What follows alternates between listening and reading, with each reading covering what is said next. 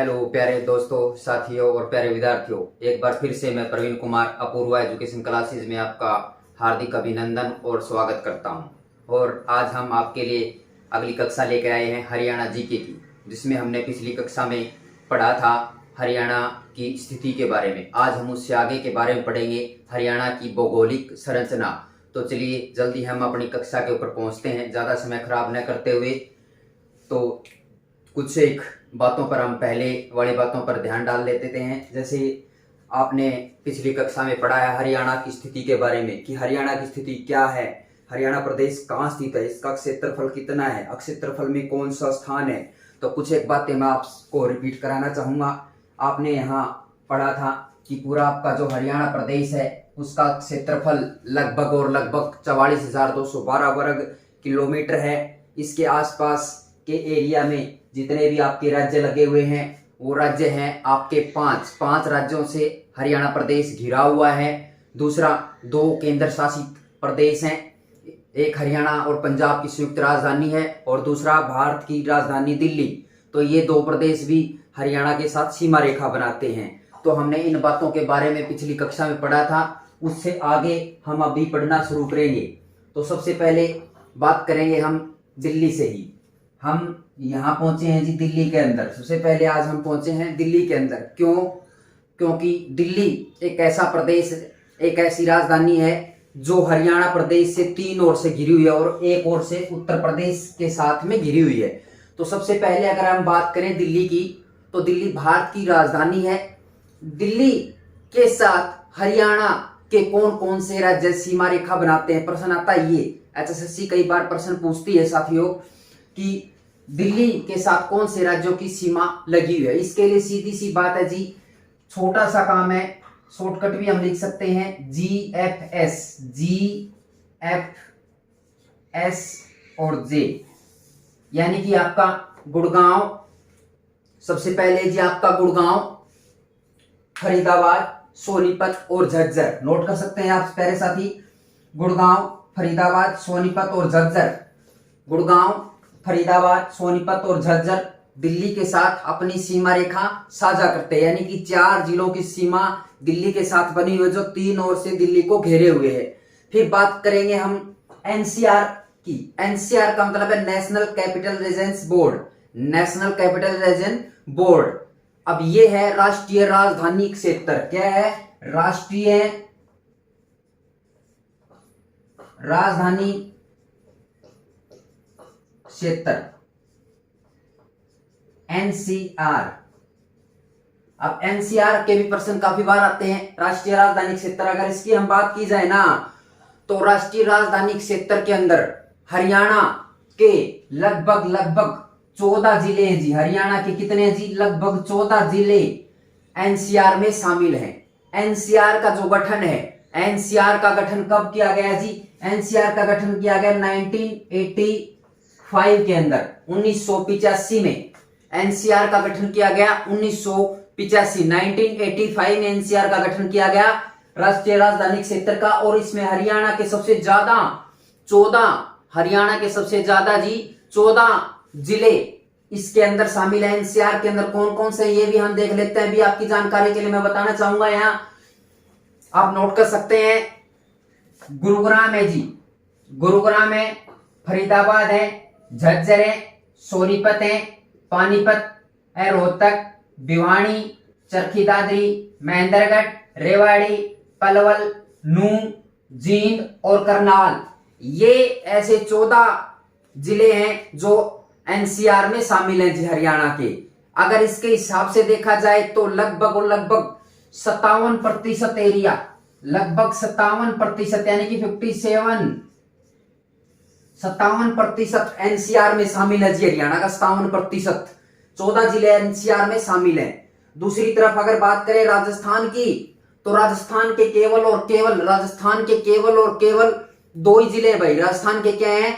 2 जिले एनसीआर के अंदर शामिल है, भरतपुर है और दूसरा अलवर है जी। राजस्थान के कौन से जिले बताए मैंने? भरतपुर और अलवर, 2 ऐसे जिले हैं जो एनसीआर में शामिल हैं। फिर बात करेंगे हम उत्तर प्रदेश की।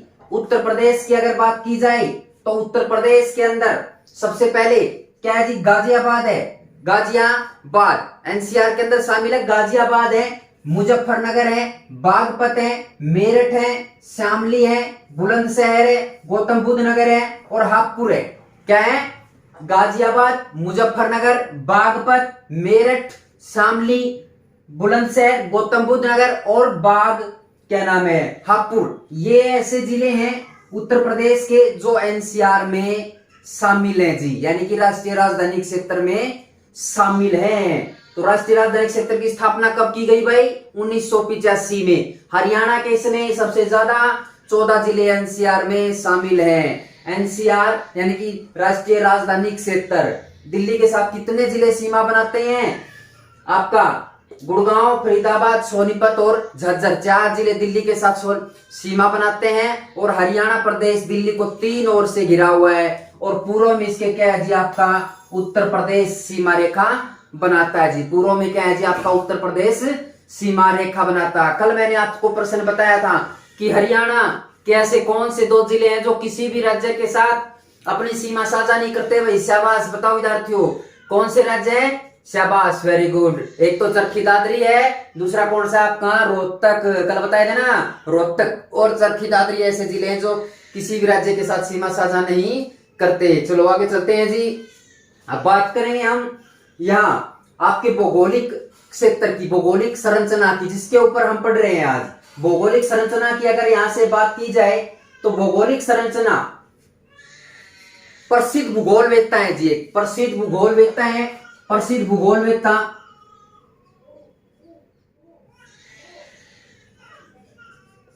जिसका नाम है डॉक्टर जसवीर। डॉक्टर जसवीर। अब डॉक्टर जसवीर के अनुसार, डॉक्टर जसवीर प्रसिद्ध भूगोलवेत्ता हैं, उनके अनुसार हरियाणा की भू आकृतिक संरचना को 8 भागों में बांटा गया। भाई कितने भाग है भाई? 8 भाग। कितने भाग हैं विद्यार्थियों? 8 भाग हैं। अब 8 भाग कौन कौन से हैं उसी के हिसाब से यहां लिखे गए हैं। सबसे पहले जी आपका नंबर 1 शिवालिक, दूसरा गिरिपादीय मैदान है, तीसरा जलोढ़ मैदान, बाढ़ का मैदान, बालू के टिब्बे युक्त मैदान, तारांकित बालू मैदान, अरावली का पथरीला मैदान और अनकाई दलदल। डॉक्टर जसवीर के अनुसार, प्रसिद्ध भूगोलवेत्ता है, उनके अनुसार हरियाणा को भू आकृतिक संरचना के आधार पर 8 भागों में बांटा गया है। और इस संरचना को उन्होंने अपनी एक पुस्तक लिखी है जिसका नाम है एन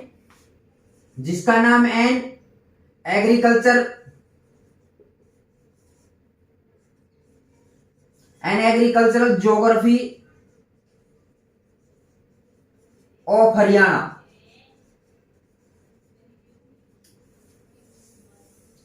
ये है जी, ये डॉक्टर जसवीर की एक बहुत प्रसिद्ध पुस्तक है। उसके अनुसार हरियाणा की भू आकृतिक संरचना को 8 भागों में डॉक्टर जसवीर ने बांटा है। कौन कौन से 8 भाग भाई? शिवालिक, गिरिपादीय, जलोढ़, बाढ़ का मैदान, बालू के टिब्बे युक्त मैदान, तारांकित बालू मैदान, अरावली का पथरीला मैदान और अनकई दलदल। तो ये 8 भाग है। इन 8 भागों के बारे में अब हम हरियाणा में पढ़ेंगे कि कौन से क्षेत्र में, कौन से जिले में कौन सा भाग सम्मिलित है। सबसे प्रमुख भाग कौन से हैं, कहां कहां इनकी स्थिति है और उसमें कौन सी नदियां हरियाणा के अंदर विराजित हैं, कौन सी नदियां हरियाणा में बहती हैं जो हरियाणा में सिंचित करने का काम करती है हरियाणा प्रदेश को। तो सबसे पहले बात करेंगे हम यहाँ शिवालिक क्षेत्र की।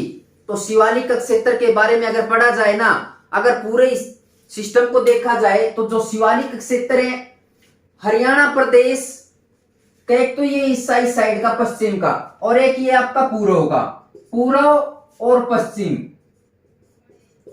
जो 2 हिस्से हैं, दोनों तरफ नदियां हैं। हरियाणा के पूर्व में आपको मैं पहले बता चुका हूं, कल वाले पार्ट में मैंने पहले पार्ट में आपको बताया था कि हरियाणा के पूर्व में कौन सी नदी है जी, जो उत्तर प्रदेश और हरियाणा के बीच में सीमा रेखा का काम करती, कौन सी? यमुना नदी। कौन सी? यमुना नदी। दूसरा ये यहां इस साइड आपकी कौन सी नदी है जी, आपका ये घग्गर नदी और ये आपका यमुना नदी। यानी कि हरियाणा प्रदेश घग्गर और यमुना नदी के बीच का क्षेत्र है जी। हरियाणा का लगभग लगभग क्षेत्र, बीच का जो ये वाला क्षेत्र इतना लगभग लगभग समतल क्षेत्र में है। केवल ऊपर वाला हिस्सा, ये हिस्सा और नीचे वाला दक्षिण का हिस्सा कुछ एक पथरीला यानी कि पहाड़ी क्षेत्र कहलाता है। उसके बारे में हम आपको बताने जा रहे हैं अब यहाँ, तो ध्यान से सुनिएगा और साथ साथ इसको नोट करते रहिएगा। तो सबसे पहले हम बात करेंगे यहाँ शिवालिक के बारे में जी। शिवालिक, अब शिवालिक जो श्रेणी है, शिवालिक श्रेणी, शिवालिक श्रेणी जी आपकी ये वाली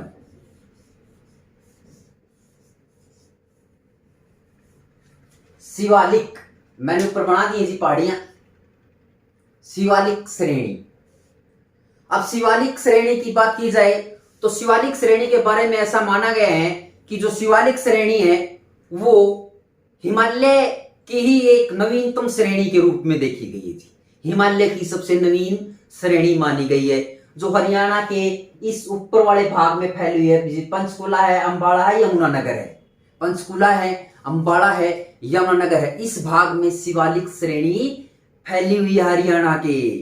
ठीक है, तो जो ये शिवालिक श्रेणी है हरियाणा के किस भाग में स्थित है? हरियाणा के किस भाग में स्थित है जी? ऊपर वाला कौन सा है, कौन सा बताया था मैंने, एक बार फिर से मैं आपको बता देता हूं। ये दिशा जी, उत्तर, दक्षिण, पूर्व, पश्चिम। तो यहां से क्या हो गया जी, आपका प्रश्न आएगा एसएससी के अंदर, कई बार पूछा जा चुका है कि शिवालिक श्रेणी हरियाणा के कौन से हिस्से में स्थित है, यानी कि किस दिशा में स्थित है। तो ये है जी आपका, ये वाली दिशा कौन सी होगी जी? उत्तर पूर्व, यानी कि उत्तर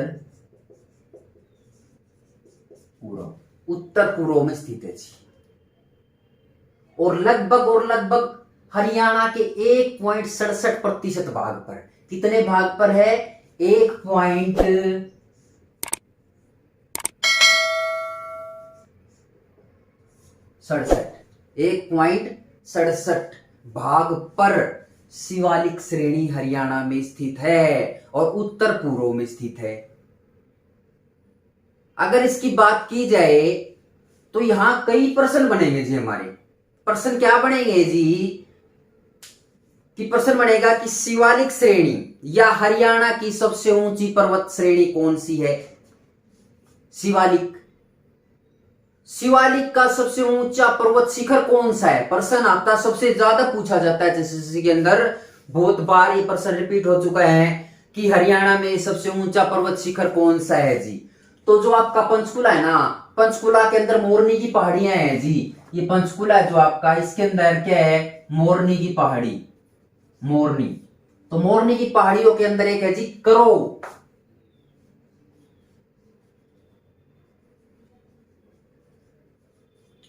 करो लगभग 1514 मीटर ऊंची।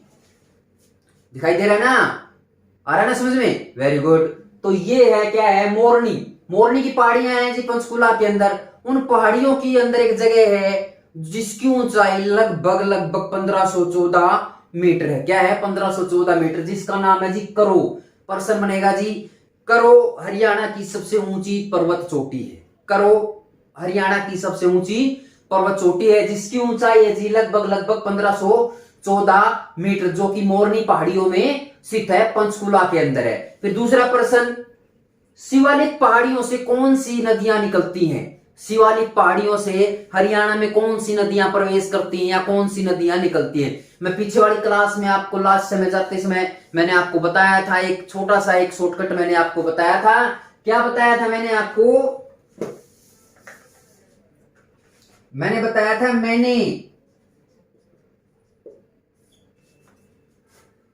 मौसमी के रस की घूंट भरी, मौसमी के रस की घूंट भरी, ये वही प्रमुख नदियां हैं। किसकी? शिवालिक की, शिवालिक की। किसकी है जी? शिवालिक की। तो कौन कौन सी नदी निकलती भाई शिवालिक से? प्रश्न आएगा कि हरियाणा में शिवालिक पर्वत श्रेणी से कौन सी नदियां निकलती हैं? तो मारकंडा, मारकंडा, रस से सरस्वती, गुण से घग्गर और भरी टांगरी।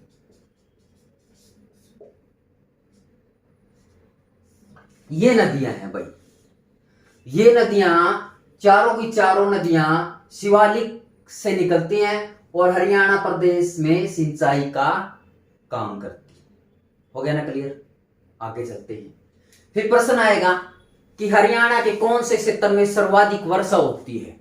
हरियाणा के कौन से क्षेत्र में सर्वाधिक वर्षा होती है? तो हरियाणा के शिवालिक क्षेत्र में भाई, हरियाणा के शिवालिक क्षेत्र में सर्वाधिक वर्षा होती है। हरियाणा के शिवालिक क्षेत्र में सर्वाधिक वर्षा होती है। यहाँ इसी एरिया में वर्षा भी सर्वाधिक होती भाई। क्यों? क्योंकि अधिकतर विश्व में वर्षा लगभग पर्वतों के टकराने से वर्षा होती है जी। पर्वतीय वर्षा बोलते हैं। पर्वतों के टकराने से जो वर्षा होती है वो यहाँ होती सबसे ज्यादा आपका शिवालिक श्रेणी में, सबसे ज्यादा हरियाणा में वर्षा होती है। आगे दूसरा, इससे नीचे का जो मैदान है जी, इससे नीचे का जो मैदान है ये तो शिवालिक हो गया यहां तक। अब ये मैंने ग्रीन से कर दिया है जी, ये वाला क्षेत्र। 2 नंबर पे आता है जी यहाँ गिरिपादीय मैदान। क्या आएगा? गिरिपादीय मैदान। गिरिपादीय मैदान। अब गिरिपादीय मैदान या पेडिमेंट प्लेन भी जिसको बोलते हैं, पेडिमेंट प्लेन भी जिसको बोलते हैं जी, पेडिमेंट प्लेन या गिरिपादीय मैदान हम इसको कहेंगे। अब गिरिपादीय मैदान कौन से कहलाएंगे जी? जिस समय पहाड़ी क्षेत्र मैंने आपको बताया है शिवालिक का क्षेत्र, अब उसके नीचे आपने अगर गौर फरमाया हो, कहीं अगर देखा हो तो जहां जहां पहाड़ी क्षेत्र होगा उसके आसपास के नीचे का क्षेत्र पथरीला कंक्रीट मिलेंगे। क्यों? क्योंकि उसके नीचे आसपास जिस समय वर्षा होती है, अत्यधिक वर्षा होती है या तेज अंधड़ चलती है, आंधियां चलती हैं, तेज हवाएं चलती हैं या नदियां निकलती हैं, तो अपने साथ उन पत्थरों के टुकड़े बहाकर लाती हैं और वो लगभग 15 से 20 किलोमीटर के एरिया में छोड़ देती हैं। और वो जो एरिया बनेगा वो क्या कहलाएगा? आपका गिरिपादीय मैदान। तो इसका आंसर क्या आएगा? जो आपका गिरिपादीय मैदान है जी वो क्या है? शिवालिक क्षेत्र के ठीक नीचे का हिस्सा।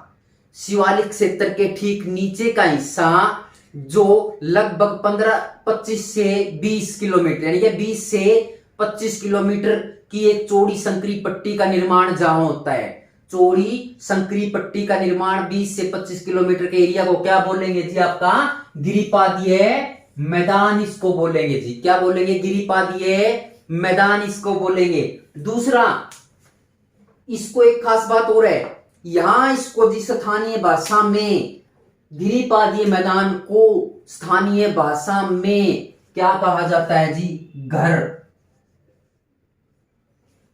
स्थानीय भाषा में इसको बोलते हैं। नोट कर सकते हैं आप, ये कर सकते हैं जी, नोट करिएगा कि क्या गिरिपादीय मैदान है जो शिवालिक के नीचे 15 से 20 या 20 से 25 किलोमीटर चौड़ी संकरी पट्टी है, उसको स्थानीय भाषा में घर कहा जाता है, घर।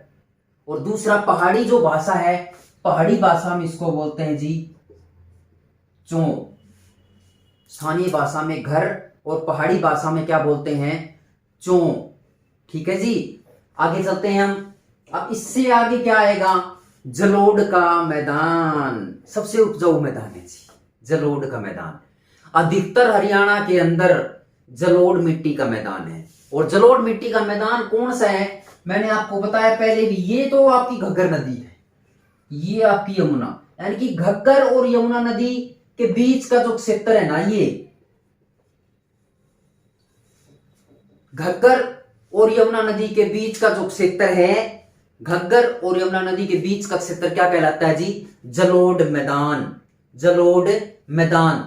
जलोढ़ मिट्टी भी जिसको बोलते हैं, जो जलोढ़ मिट्टी के प्रकार आपने सुना होगा, मिट्टी के अलग अलग प्रकार होते हैं। सबसे उपजाऊ मिट्टी होती है जलोढ़ मिट्टी, जो हरियाणा में यहाँ एक क्षेत्र में पाई जाती है, घग्गर और यमुना के बीच के क्षेत्र में। क्योंकि जिस समय नदियां पहाड़ों से निकलती हैं तो अपने साथ वो मिट्टी बहाकर लाती हैं और वो मिट्टी काफी उपजाऊ होती है और वो आगे आगे बढ़ती रहती है और वो मिट्टी साथ छोड़ती रहती है। हर बार ऐसा ही होता है, मिट्टी बदलती रहती है और वो मिट्टी दूसरी चेंज होती रहती है। तो ये जलोढ़ मिट्टी का मैदान है जी। हरियाणा का सबसे उपजाऊ क्षेत्र कौन सा है? जलोढ़ मिट्टी का मैदान। इसको आप बांगर क्षेत्र भी बोलते हैं जी, बांगर।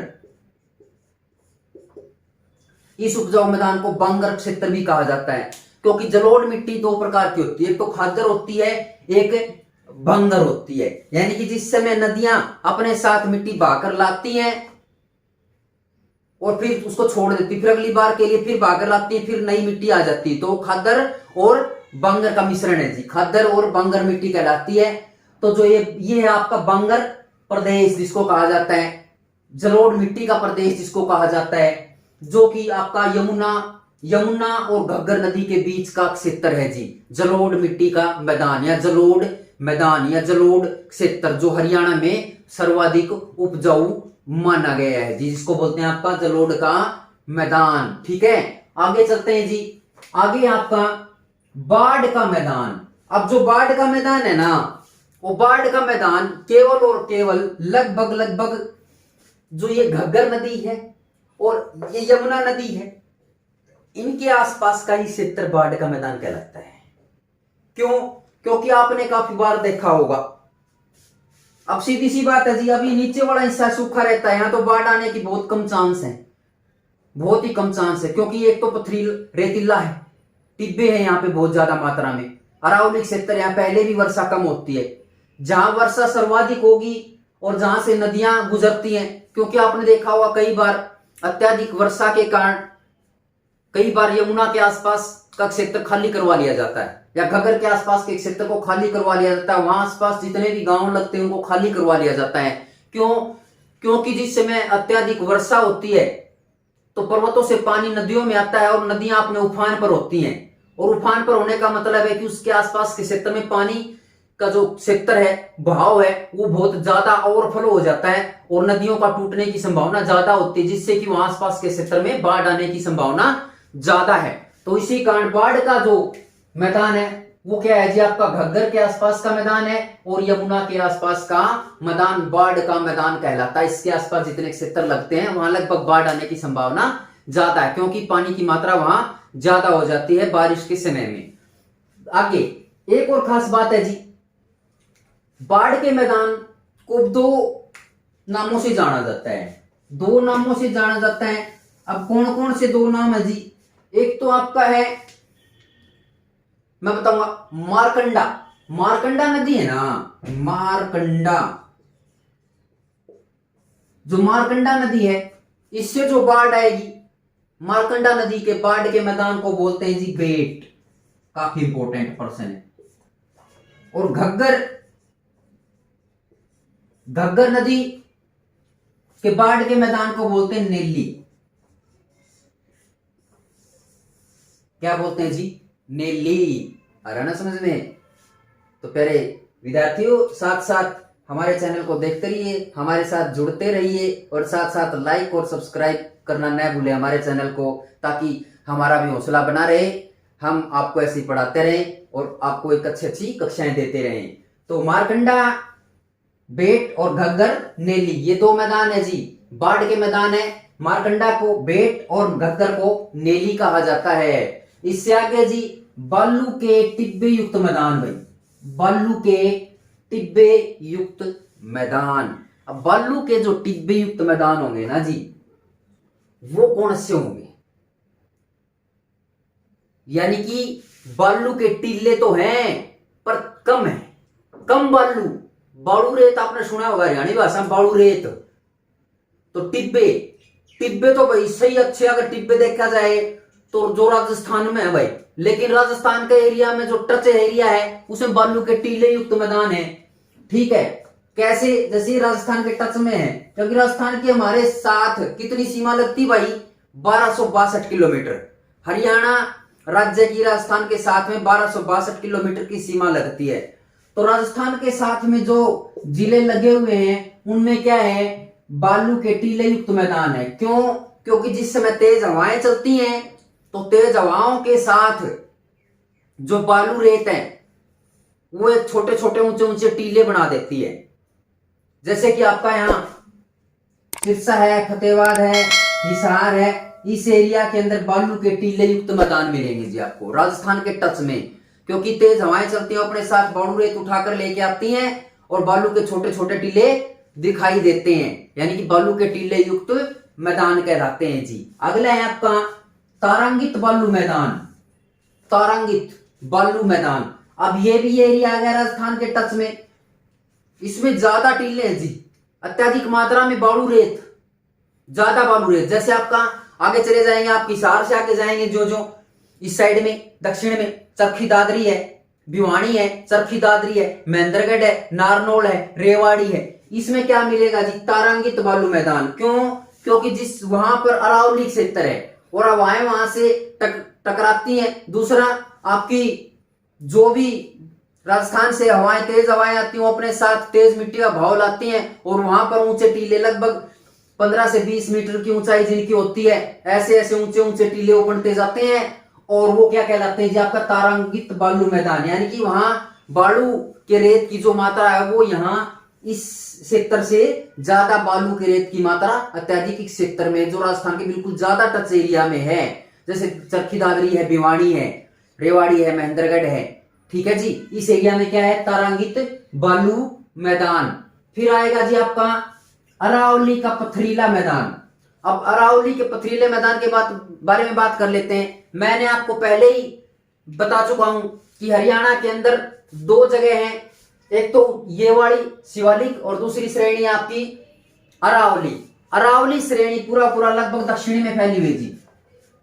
ये है भाई, ये मैंने बना दिया मैप, ये है पहाड़ियां, अरावली की पहाड़ियां दक्षिण के अंदर। और अरावली की पहाड़ियां हरियाणा में लगभग कितने? 3.09% पर, 3.09% पर फैली हुई है जी। 3.09% पर हरियाणा में अरावली पर्वत श्रेणी है जी। यहां से बहुत ज्यादा प्रश्न पूछे जाते हैं। अरावली पर्वत श्रेणी कहां है? हरियाणा के दक्षिण भाग में है जी। कहां कहां फैली हुई है? लगभग आप भिवानी से लग जाइएगा जी। भिवानी के अंदर आपका तोसाम है, तोसाम की पहाड़ी भी ऐसी मानी गई है। तोसाम की पहाड़ी भी अरावली का ही एक क्षेत्र माना गया है। तो भिवानी है, चरखी दादरी है, महेंद्रगढ़ है, रेवाड़ी है, गुड़गांव है, मेवात है, पलवल है, ये सारे एरिया में, इस एरिया में क्या है जी? आपका अरावली क्षेत्र, जो कि 3.9 क्षेत्र में फैला हुआ है। और सबसे सोचने वाली बात यह है कि पहले तो मैंने आपको बताया कि हरियाणा में सर्वाधिक वर्षा कहां होती है? हरियाणा में सर्वाधिक वर्षा आपका शिवालिक क्षेत्र में होती है। और भाई प्रश्न दूसरा इसका अपोजिट बन गया, हरियाणा में सबसे कम वर्षा वाला क्षेत्र कौन सा है? सबसे कम वर्षा वाला क्षेत्र है भाई आपका अरावली क्षेत्र। क्यों? क्योंकि यहां से मानसून आपका टकराता नहीं है, और मानसून टकराएगा नहीं तो वर्षा भी कम होगी, क्योंकि पहाड़ियों के टकराने से, पर्वतों के टकराने से अधिकतर विश्व में वर्षा होती है। मैं बताऊंगा आपको यहाँ कि इससे क्यों नहीं टकराता है और कैसे वर्षा होती है, इस क्षेत्र में ज्यादा क्यों होती है, इस क्षेत्र में कम क्यों होती है, इसके पीछे भी कारण है तो पहाड़ियां ही। अब आप प्रश्न करेंगे कि ये तो पहाड़ी है भी और पहाड़ी है भी, आपने ही बताया पहाड़ी क्योंकि टकराने से वर्षा होती है। अब इसके टकराने से वर्षा होगी, इसके टकराने से वर्षा क्यों नहीं होगी? इसके पीछे भी कारण है जी। पढ़ेंगे हम आगे, इस क्लास में पढ़ेंगे, आगे क्लास में पढ़ेंगे, जो ही इसका समय आएगा तो उसके बारे में हम आपको बताऊंगा कि क्यों कम होती है। तो सबसे पहले तो इसी की बात कर लेते हैं हम कि अरावली क्षेत्र में सबसे कम वर्षा होती है। फिर दूसरा, जैसे इसके बारे में हमने पढ़ा कि हरियाणा की सबसे ऊंची पर्वत चोटी तो करो है। अब दक्षिण की पूछ लिया जाए ना, दक्षिण की सबसे ऊंची पर्वत चोटी कौन सी है? अब ये पर्वत श्रेणी तो अरावली है भाई। अब अरावली में ही एक ऊंची चोटी है, अरावली में ऊंची चोटी है नारनौल, एक जगह है नारनौल महेंद्रगढ़ के अंदर, और नारनौल के अंदर एक गांव है भाई नारनौल। नारनौल के अंदर एक कुलताजपुर,